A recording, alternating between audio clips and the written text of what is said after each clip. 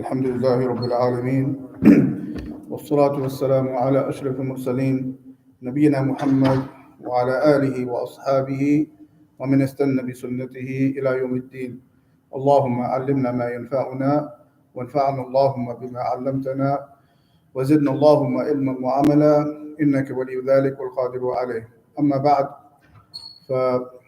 فهذا درسنا الأسبوعي في شرح بلوغ المرام للحافظ ابن حجر رحمه الله، وغفر الله لنا وله ولسائر المسلمين آمين. فكنا وقفنا في باب الأذان من كتاب الصلاة، وأخذنا بعض الأحاديث في أول هذا الباب، ووقفنا عند حديث 176، وهو حديث أبي محذورة رضي الله عنه أن النبي صلى الله عليه وسلم أعجبه صوته فعلمه الأذان، رواه ابن خزيمة. So we left off in this chapter of the Adhaan, which we know we left off in the Adhaan in the hadith number 176 according to my numbering in my book. And we took in the previous classes some of the wordings, the meanings of the Adhaan, the wordings, the benefits, and how it was legislated, and about the Adhaan al-Fajr and the two Adhans of Fajr. We talked about those things. And this hadith is reported from Abu Mahdura, وهو أحد مؤذني رسول الله صلى الله عليه وسلم، وذكرنا منهم ثلاثة، هم بلال وابن أم مكتوم وأبو محذورة. وهذا المؤذن الصحابي الجليل ذكر أن النبي صلى الله عليه وسلم أعجبه صوته، لأنه كان حسن الصوت وعند الصوت، فلذلك علمه النبي صلى الله عليه وسلم الأذان، أي علمه مباشرة. وهذا يدل على أن من وظائف ولي الأمر المسلمين أن يعلم الناس السنن ومباشرة، هذا هو الأفضل إذا استطاع ذلك. And so this hadith is reported from Abu Mahdura. He is one of the three muaddins that we mentioned. Of course, we know Bilal was from those who made the adhan at the time of the Prophet sallallahu alaihi wasallam, and also Ibn Ummi Maktoum, and these two were in Al-Madinah. And the muaddin who was the muaddin of Mecca after Fath Mecca was this Sahabi Abu Mahdura, and he narrated this hadith that the Prophet sallallahu alaihi wasallam, he liked his voice. So, and that's one of the requirements for the muaddin, he should have a nice voice. And we'll see what it means to have a nice voice, a good voice, you could say. So when he liked his voice, he taught him how to make the adhan, the wordings. And so this shows that the leader or the imam or the alim, he should teach the people, especially the leader. He should take charge of either having dawrat, conferences to teach the people the sunan, how to worship Allah. designate the scholars to do that, and so on. It should be organized. So he, sallallahu alaihi wasallam, this was from his job, and he's taught him the adhan. And so من فوائد هذا الحديث أنه ينبغي اختيار حسن الصوت في الأذان، وحسن الصوت يكون بثلاثة أمور. We understand from this hadith, as Shaykh Ibn Uthaymeen rahimahullah, he said we benefit from this hadith, first of all, that the mu'adhin should have a good voice. And a good voice is the three things. Three qualities means that a person has a good voice for the adhan. الأول أن يكون حسن الأداء، أي مع الكيفية الصحيحة من غير يعني تغيير المعاني أو يعني بدل المعاني أو عدم يعني النطق التمام الفصيح. That first of all, he should have proper wordings. He should be able to pronounce the words in his proper يعني حركات والحروف, with the wordings and the letters and the harakat. Okay, as will come, some common mistakes the Shaykh is going to mention when it comes to the adhan. It's common even our time that they make these mistakes. So number one, he should not be making these mistakes. والثاني أن يكون حسن النغمة، أي يكون يعني بصوت لذيذ يصوغ الأسماء. That he should have a pleasing voice. You know, it shouldn't be a voice that is not pleasing to the ears. Okay. والأمر الثالث أن يكون قوي الصوت، لأن الأذان خاصة في ذلك الوقت مطلوب منه أن يدرك البعيد من دون مكبر الصوت، بخلاف الآن يساعدنا مكبرات الصوت، ولكن ولو مع مكبر الصوت لابد يكون الإنسان يعني بليغ الصوت، يبلغ بصوت قوي. The third matter, he should have a strong voice, okay, a far-reaching voice, especially when there's no microphone, obviously at that time. Now we have the assistance of microphone, which is good. This shows also that the microphone is a good thing. You know, it's a good thing because we look at the maqasid sharia. What are the goals of the legislation? One of the goals of the adhan is to reach the far people, to let them know the prayer time, come to the masjid, come to jama'ah. So anything that assists that goal, you know, is a good thing. Be it prayer schedules, you know, and all these things. These are all good things. No one can say, hadi bid'ah, you know, for example. No one should say this bid'ah. We didn't have a microphone at that time. Oh, hadi masalih mursala. Hadi min masalih ad-din. These things are, first of all, the technology was not there, you know, at that time. So if the technology or the means or the need arises for something, then it arises later. A need arises or some technology arises that can assist in the goals of the legislation to make it better. It's a good thing, okay? Like cars. Cars assist us, even in worship, okay? Airplanes assist us to go to Hajj. They didn't have airplanes there. So no one can say bid'ah airplanes. No, because this is something that assists us to do the worship. Of course, it's in dunya also. But not number also, another thing we're going to see, we'll come to that, we'll mention it now, inshallah, that if there's something that was not present, that the Prophet ﷺ could have done in his life, was sabab mawjood, ولم يفعله النبي صلى الله عليه وسلم ففعله الآن بدعة إذا كان السبب موجود وبمقدار بقدرة النبي صلى الله عليه وسلم أن يفعله فيتركه فمعناه أن فعله بدعة. The definition of bid'ah, when you want to ask, if you want to explore this matter more, what is the meaning of innovation when it comes to the worship? It's when, as the scholars explain, the need arises at the time of the Prophet ﷺ for something, and then he didn't do it. And he didn't do it. He could have done it. but he didn't do it. Then to do it now is bid'ah. That's the definition. Okay? Like what? Like we can say, for example, in this case, microphones. What if microphones technology was around at that time, at the time of the Prophet sallallahu alaihi wasallam, and then he chose not to use it? He could have, but he didn't. Now we can say bid'ah. Now we can say it's bid'ah, right? But that's not the case. It doesn't satisfy those criteria because it was not around. It was not in his ability to do it. Okay. What about, as we'll come to talk about, what some people they do for Salatul Eid? They say, Salatul Jami'ah, okay, for the Eid prayer. It's going to come in the next hadith that there's no adhan and there's no iqamah, okay, for the Eid prayers. We notice when we go to the Eid Salah, Eid al-Fitr or Eid al-Adha, the Imam just goes immediately and starts giving the khutbah, right? There's no adhan. There should not be.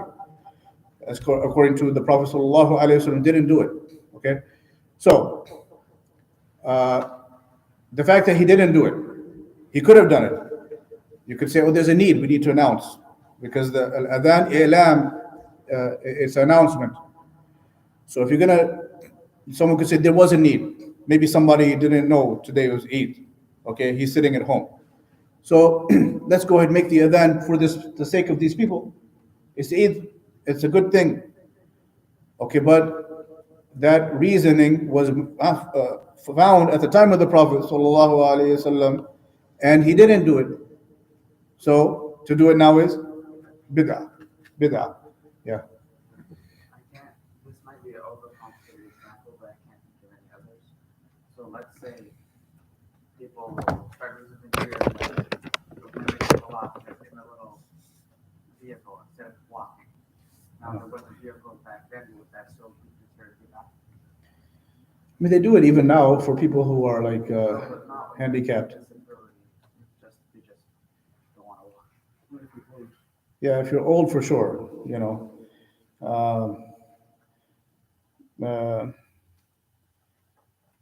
I mean, for tawaf, as far as I know, you can ride, but I have to double check that one. I mean, I think it was done, but I have to check if it was done on camels at the time of the Prophet, sallallahu alaihi wasallam. If it was, Yeah. Yeah. Wasn't it one of the companion carry his mother yeah, and did the tawaf? yeah, for sure, old people for sure. Yeah. Yeah, If you have a carrier, you can, yeah. now you can push. For sure, I mean, for sure, because that's something, yeah, there's a need for it.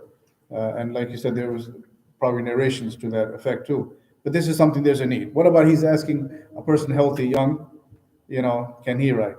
I don't know. Allahu alam. If there was proof that they rode camels for tawaf, I'm not sure. We can check. If there wasn't proof that they rode camels. Yeah, if they didn't, and they could have, because camels are around and they didn't do it, then probably no. Yeah, because that follows that criteria. السبب موجود، okay، ويعني القدرة موجودة ولم يفعل ففعله بدعة. The reason is present. There's a need for this thing, and the means are present, and someone didn't do it, that is bid'ah. And the same goes back to the Eid. First of all, we can't make iqama or adhan. We can't make iqama. So some people say, let's say as-salatu jami'ah. Let's say that as-salat is congregation, is the congregation. They put it on the loudspeaker. Come to the congregation for the prayer, without the adhan. Okay, why did they do this? They make qiyas ala salat al-kusuf, the eclipse prayer, because in the eclipse prayer, when there's an eclipse, sun or moon eclipse, the sun and the moon go in line, and you don't see the regular the sun or the moon. In this case, there is hadith that the Prophet ﷺ would order to be said, as-salatu jami'ah. Okay? That's there. So what do some people, they do? They make qiyas, analogy, for the Eid prayer on the kusuf prayer. So they say for the Eid prayer, because we do it for the kusuf prayer, we have hadith for the eclipse prayer, then we're going to use that as a basis to do it, say it also for the Eid prayer, because the purpose is the same. We're calling people to Eid. I mean, sorry, to the prayer. But هذا يعني هناك قاعدة, there's a principle. لا قياس في العبادات. Okay, مع اختلاف السبب. There's no qiyas. There's a principle. These are good principles we can apply to various things outside of this topic. This principle is there's no analogies. We don't make analogies. This is like that in the worships. As long as there's a difference in the reason, there's a difference in the two worships. Okay, what are the differences in the two worships? In the kusuf eclipse prayer, it comes at that time all of a sudden. Okay, they didn't have the technology, or could say to predict an eclipse. Okay, and this it's supposed to come all of a sudden. It's kind of a shock to the people, so they come and they go out and they see this change, يعني, and it reminds them about يوم القيامة, يوم تبدل الأرض غير الأرض والسماوات. When the day when Allah said the earth is changed and the heavens, so it's a scary thing, and that's the purpose. So when it comes all of a sudden, people aren't expecting it. So when something is unexpected, they need a call because they weren't ready for it. It could come in the middle of the day. They have no expectation for it. So you're supposed to say, As-salatu jami'ah. There's a need. It's a purpose. It's different than Eid prayer. In most cases, we know tomorrow's Eid. Okay, we've been informed by the people in charge. Tomorrow's Eid. The moon was sighted. And generally, the Eid prayer at that time was the first thing in the morning, right at the time of after sunrise. The time, the place, everything is set. There's no need for it. Okay, so you can't make qiyas. It's a difference. So you can't make qiyas this on that. They're different. Okay, worships. So that's why. So that's the principle. There's no qiyas in the worships as long as there's a difference. Okay, between what you're trying to rule upon, based upon what different from what is the origin of the worship that's found. Okay, there's many examples like that.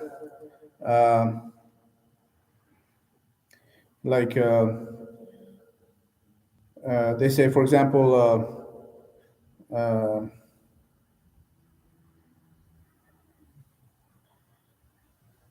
yeah, there's many examples, but this is it's a good example. Okay, so we talked so far about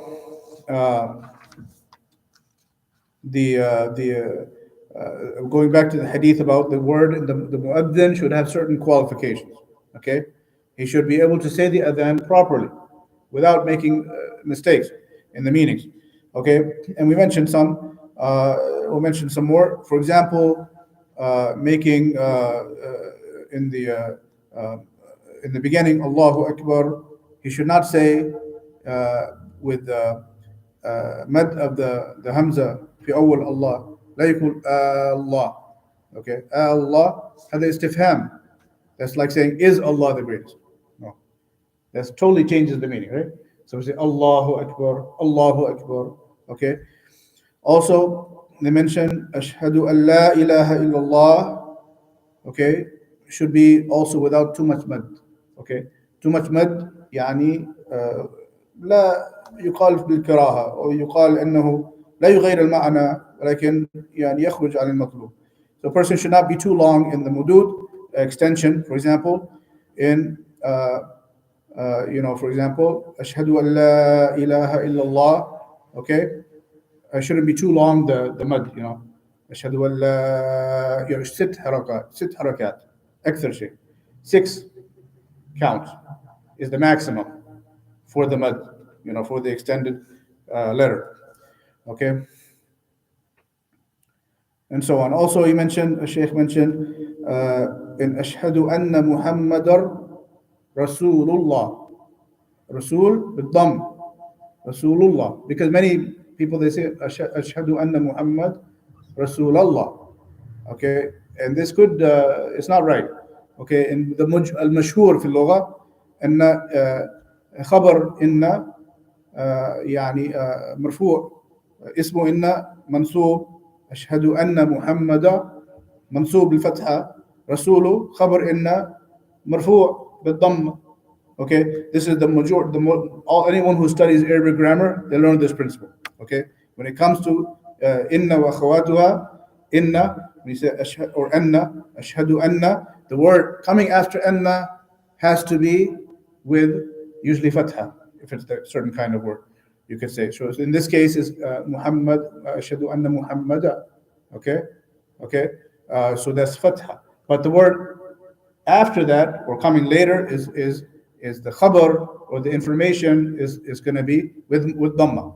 Okay, Rasulullah. So that's one mistake. Also, hayya ala salah. This is very common. We hear hayya ala. Where did the alif come from? No, it's hayya. There's just a ha and a ya mushaddada. Ha and ya. So the hayya, and then you go to hayya ala. But then some people say hayya. This is alif now, and this changes the meaning. Now it's ha ya alif. This is a meaning like two people brought to life. It now becomes a fi'l madi litathniya. It becomes like two people are doing an action. It's changed. But what is hayya? Hayya means come to the prayer. So it changes the meaning. So those are some examples, that everyone knows, but is to just to know this. If you hear an adhan, you want to correct somebody, in the good way. This is some of the things you want to look out for. Okay. Question. ما الحكم إذا نسي المؤذن جملة من الأذان ولم يتذكر إلا بعد الأذان? What if المؤذن he misses, he forgets one sentence, okay, and then he finishes up the adhan and he doesn't remember until after, or is reminded. For example, he could miss a takbir, Allahu Akbar. He said only one takbir in the end, okay. So what if he finishes up? يقول الشيخ إذا قرب العهد فيأتي بالجملة وما بعدها. If it's very recently, he just finished the adhan, and then someone tells him you forgot this, then he just picks up where he left off, he missed, and finishes from there on again. Okay. If it's been a long time, okay, and he realizes much later, he should do the whole adhan again. Okay. So that could happen. Someone could forget a word here and there. So the next hadith, حديث 77 بعد المئة عن جابر بن سمرة رضي الله عنه قال صليت مع النبي صلى الله عليه وسلم العيدين غير مرة ولا مرتين بغير أذان ولا إقامة رواه مسلم ونحوه عن ابن عباس في الصحيحين. So the next hadith, we already started talking about it. The Sahabi Jabir ibn Samura, he said, I prayed with the Prophet sallallahu alaihi wasallam. The two Eid prayers, not once or twice. يعني ثلاثا وصفزائدا, meaning many times, 3 or more. I prayed, meaning I'm sure of what I'm talking about. That's what he's saying. Many times I witnessed this. What did he witness? He said he prayed without adhan or iqamah. This we mentioned before. This is the proof. And this hadith in Sahih Muslim. So this is the proof now for the principle we mentioned, that the Prophet ﷺ ترك الأذان والإقامة مع القدرة والسبب لهما ففعلهما بدعة. This is the proof that the fact that the Sahabi understood, the fact that the Prophet ﷺ didn't make adhan or iqamah for the Eid prayer, although he could have, and there's a need for it, and he didn't do it, so we can't do it. Okay, we can't do it. So there's a side matter يتفرع عن الكلام في العيدين أو صلاة العيدين، يعني هل يشترط لهم الجماعة، بمعنى أو يقال ما حكم من فاتته صلاة العيد هل تقضى صلاة العيد ولو منفردا؟ يعني فيه خلاف صراحة، فيه خلاف. The question is, if a person misses the Eid prayer, okay, لعذر شرعي, this could be an important qaid for a valid reason. Okay, he didn't just lazy. He wasn't just lazy. and he just showed up in the middle of the day and said, "Oh, I want to pray now." No, for that person, la qada lahu, alayhi tawbah. He has to make tawbah because he was just lazy and he's just trying to make his own way. All right. What if a person really had a reason? He overslept for a real reason, okay? Or some work came up and something busied him for a valid reason, something, medical reason, for example. Then some scholars, they say that he can make it up, okay? Even if he misses, and he can make it up alone, okay?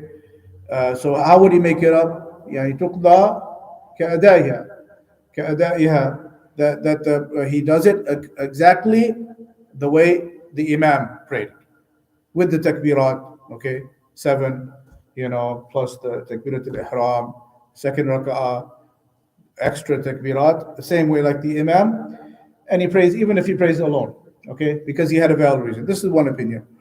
There's even a proof that the scholars mentioned on Anas, أثر أنس رضي الله عنه. There's an أثر of Anas رضي الله عنه أنه كان إذا فاتته صلاة العيد مع الإمام جمع أهله ومواليه ثم قام عبد الله بن أبي عتبة مولاه فيصلي بهم ركعتين يكبر فيهما. There's a narration from Anas رضي الله عنه that if he was to miss the Salat al-Eid for some reason, he would go home and gather his family and his servants, and he would set up an imam from one of his servants, and he would lead them in the prayer with Salat al-Eid Maqdiya, made up for missing it, with the takbirat and everything. This is the general principle, because the general principle, hadith, يعني من نام عن صلاة أو نسيها فيصليها حين ذكرها, because this falls under the general principle. The Prophet ﷺ said, although this is specifically for the fara'id, okay, whoever sleeps over a prayer or forgets it, then he should pray it once he remembers. This is obviously for the obligatory prayers, okay, but it can also apply to, according to some scholars, the Eid prayer, okay, the Eid prayer or the like. Okay, so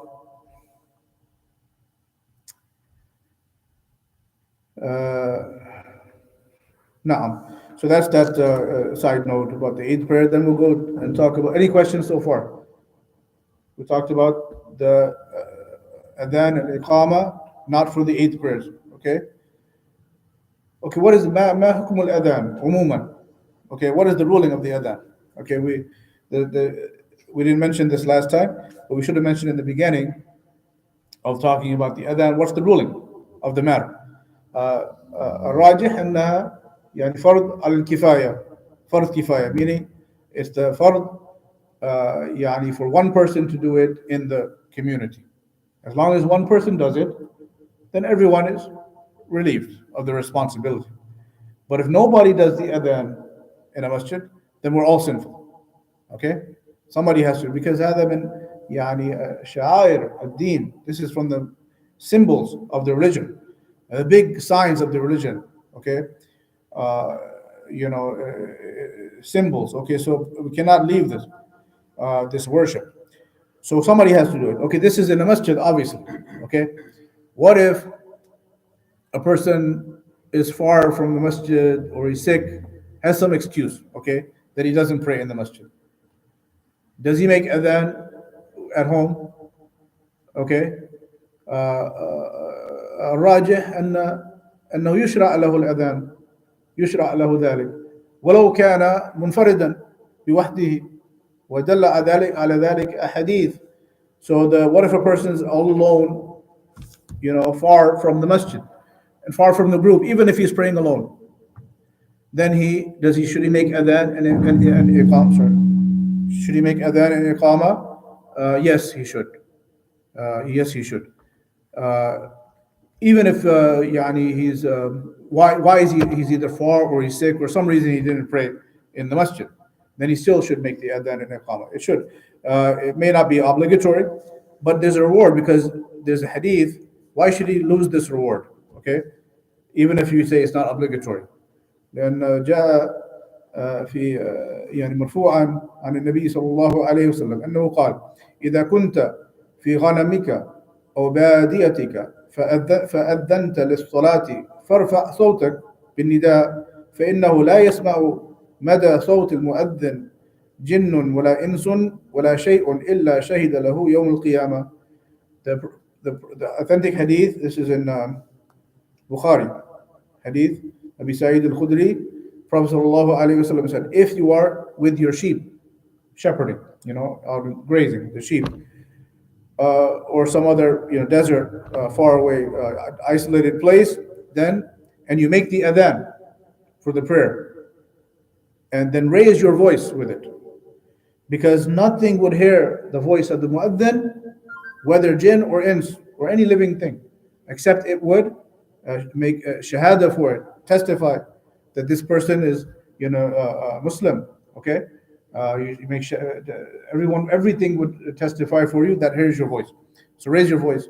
This is where far away in the isolated land. So that should be done.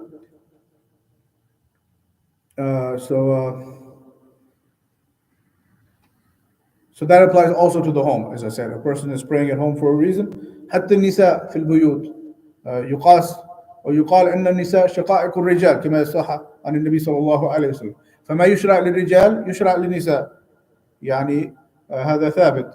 Also, women, their worships are the same as the men, unless there's a proof to say otherwise. Of course, there's certain things they're different. Okay, like the al-irth. Okay, inheritance. يعني للذكر حظ الأنثيين. The man has twice as much inheritance for a reason, because usually they're the ones who are working, they're the ones who are supporting the other people, including the women in the household, and other reasons. It makes sense that they should have a double inheritance, okay, and other such things. But the point is that in this case, there's no reason to differentiate. When it comes to adhan, the origin is in all worships, the women have the same ruling as the men, except those exceptions. In this case, it falls under the ruling. The women should make the adhan in the homes, just like the men. Adhan and iqama, meaning if they're alone, there's no men at home, they can make the adhan and they get this reward. Okay, everything that hears them testifies for them Yawm al-Qiyamah. So that's the ruling is that is obligatory for kifaya.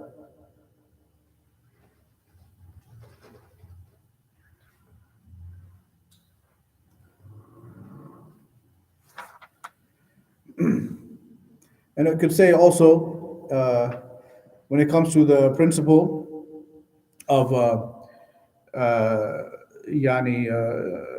principle that we mentioned, that إذا وجد سبب شيء في عهد النبي صلى الله عليه وسلم ولم يفعله ففعله الآن محدث.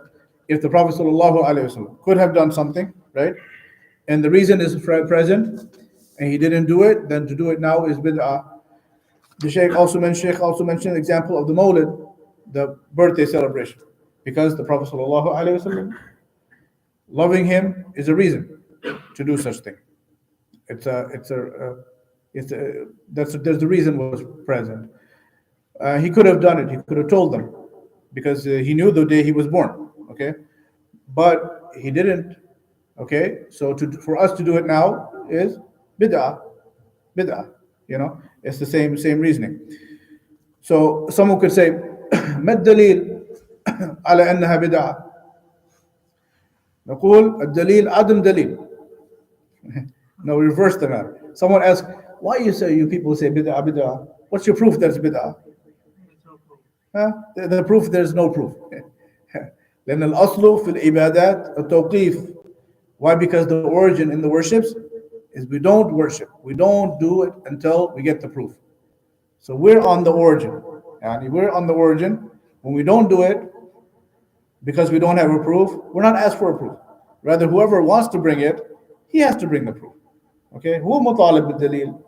لا الذي هو على الأصل ما يطالب بالدليل. No, the person who comes with something new. يعني obviously the person who's coming with something different, he has to bring the proof. Okay, so and the worships are tawqifiyya, meaning the only reason we pray 5 prayers is because there's a proof. Okay, otherwise it would be bid'ah. There's no person, no one can say I'm going to pray, until there's a proof. Even prayer. Okay, we cannot. For example, fasting Ramadan, the only reason we fast is because there's a proof. Huh? Shahr Ramadan, Allah ordered يعني يا أيها الذين آمنوا كتب عليكم الصيام كما كتب على الذين من قبلكم, because there's an ayah. Otherwise it would not be done. Okay, that you can apply generally.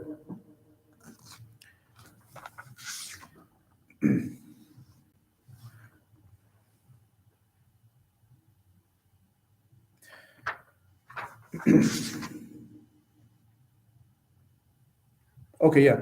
We were saying also, going back a little bit, when he said the principle also. The principle لا قياس في العبادات مع اختلاف السبب. There's no qiyas, analogy, in worships, right? When there's a difference in them. We mentioned that for the Eid and the Kusuf, okay? Kusuf is different than Eid. You cannot make the Eid like the Kusuf, the eclipse. It's a different one. But when there is a similarity between two things, and we have a hadith for this thing, and something else is similar to it, then we can make qiyas, because the reason is the same. Okay? For example, at-tasmiyah ala al-wudu. When we make Bismillah before the wudu, okay? That's hadith. Okay, there's a hadith about that. When we start the wudu, before we start, we say Bismillah. What about tayammum? With the dry ablution. There's no hadith that says say Bismillah. Okay? There's no hadith. But because السبب واحد وهو رفع الجنابة أو رفع الحدث الأصغر أو الأكبر فحكمهما واحد. Why? Because the reason is the same. The reason is to remove the impure state, you could say, the hadith, to be able to pray. Okay? When we make the wudu, we're trying to get ready to pray. When we make the yammum, we're trying to get ready to pray. So the reason is the same. So it makes sense that you say Bismillah for this, as you say Bismillah for that. Okay? Yeah. So that's the when you can make qiyas. That's when you can make qiyas.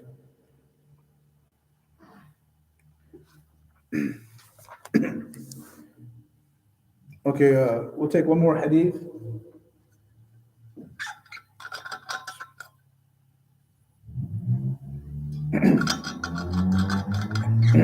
حديث التاسع بعد التاسع والسبعون بعد المئة عن أبي قتادة رضي الله عنه في الحديث الطويل في نومهم عن الصلاة قال ثم أذن بلال فصلى النبي صلى الله عليه وسلم كما كان يصنع كل يوم رواه مسلم.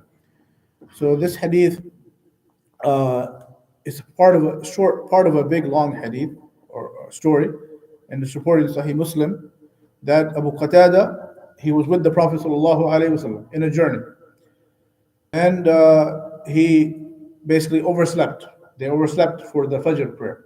Okay, لأنهم ناموا متأخرا كانوا يسيرون بالليل فناموا متأخرا فناموا يعني حتى طلع الشمس فاستيقظوا من حر الشمس.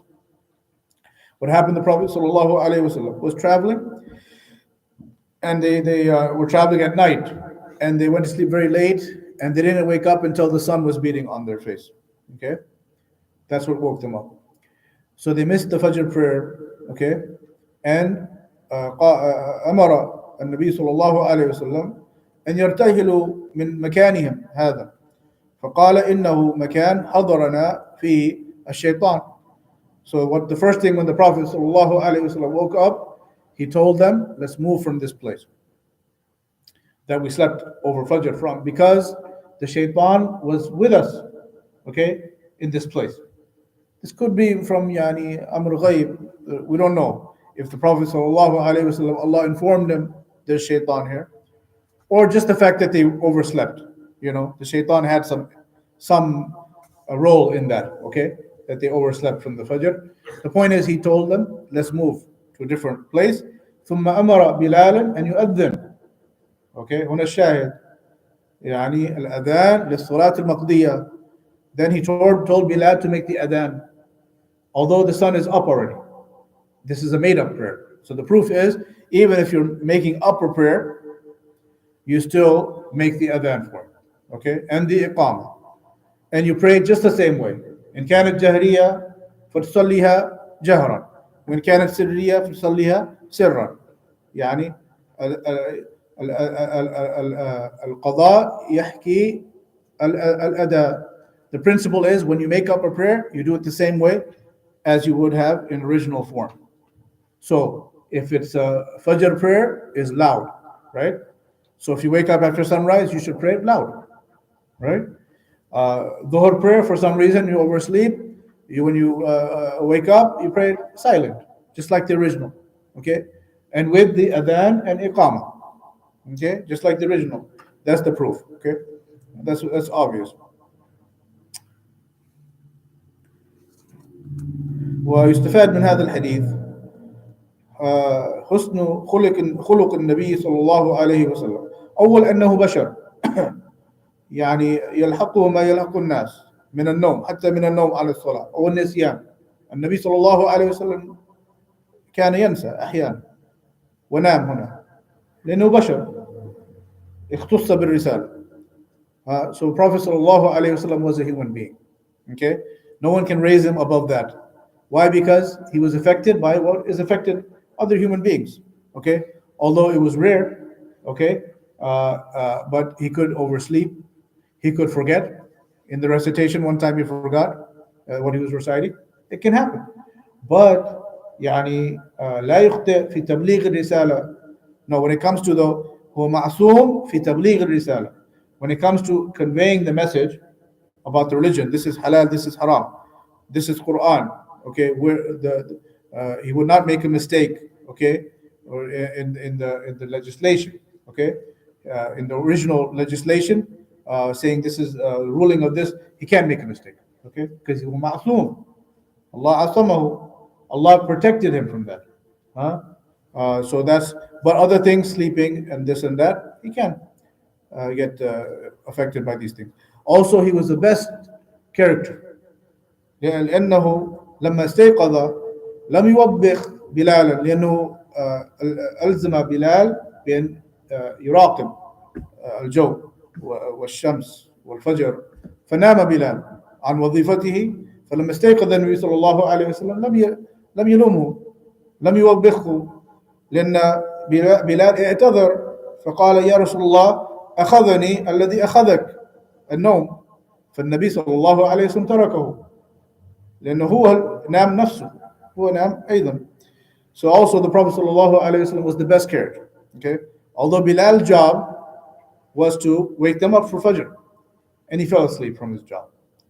Then Bilal excused himself. He said, I was overtaken with the same you were overtaken with, Ya Rasulullah, oversleep. Okay, so the Prophet sallallahu alaihi wasallam excused him. He was very tired. Long journey, they're sleeping late at night. He has excuse. So he didn't take his anger out on him. He had excuse, valid excuse. ويستفاد أيضا أن النائم معذور لا يأثم إذا أخذ بالأسباب ولم يكن هناك من يوقظه للصلاة، وقد احتاط أخذ بالاحتياط ولم يتمكن من القيام إلا بعد فوات الوقت، فلا يؤاخذ على ذلك. Also, we benefit the general principle: a person is excused for reasons. There are certain reasons the person is excused for missing some worship. One of them is sleep. Okay, so person is excused from oversleeping over a prayer as long as there was no one to wake him up. he took the means, meaning he set his alarm clock. He didn't, for example, he set his alarm clock, for example, and then he overslept still. He couldn't wake up. He's excused. Except if someone comes to wake him up, all right? And then he hears that person. يعني he يعي ويصحو ثم يرجع إلى النوم. He hears the person and then he returns back to sleep. Now he's not excused, right? Because he was woken up and he understood the call of the person. Now there's no excuse. Okay, so that's. But if he's all alone, and that's different. So also same thing. The alarm clock. Yeah, if he hears the alarm clock, he knows, and then he goes back to sleep. He's not excused. Okay, but if he didn't hear it altogether, he's in a dream or something. Okay, and he didn't hear it, and he's excused. Yeah. When a group of people would go traveling back then, and they would sleep, how they wake up in time for Fajr?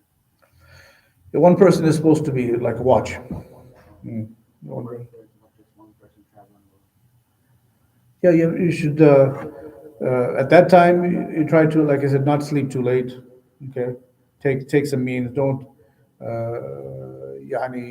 be in put yourself in a situation that you'll be too tired to wake up. Okay, sometimes it happens. Nowadays we have alarm clocks and things like that. But, okay.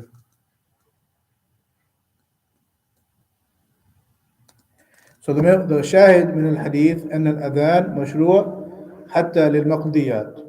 The point of this hadith that you make the adhan even if you're making up a prayer. That's the main purpose of this hadith. وأيضا النبي صلى الله عليه وسلم صلى الراتبة مقضية قبل الفريضة كما جاء في الحديث. Also, he made up the sunnah, okay, a fajr, and then he made up the fard, fajr, after he woke up, after sunrise.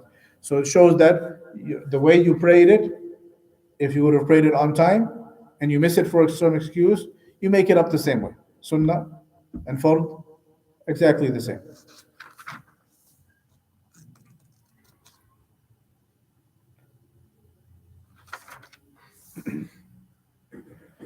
أيضا يستفاد من هذا الحديث مشروعية الجماعة في المقضية. Also, the way you pray the make-up prayer, jama'ah. Because the Prophet ﷺ, they were a group of people, right? They all overslept Fajr. When they made up the Fajr after sunrise, they prayed in congregation, just as they would have prayed it on time.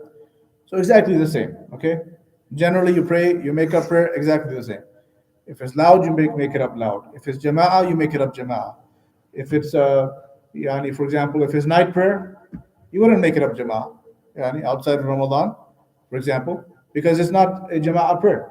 Person oversleeps for night prayer, PM, he can make it up after Fajr, okay, after sunrise. But he wouldn't make it up jama'ah, right? Because it's not originally jama'ah prayer. Okay, so likewise, you can mention. Halum majar. و طيب هذا ما يتيسر من الفوائد على هذه الأحاديث والله تعالى أعلى وأعلم وما قلنا من صواب فهو من الله وما قلنا من خطأ فهو من نفسي ومن الشيطان والله تعالى منه بريء وصلى الله وسلم وبارك على نبينا محمد وعلى آله وأصحابه أجمعين وآخر دعوانا أن الحمد لله رب العالمين وجزاكم الله خيرا أجمعين. Any questions? Can you still make adhan if you don't have wudu? Yes, it's not a condition. Generally, it's good it's recommended to be for any dhikr.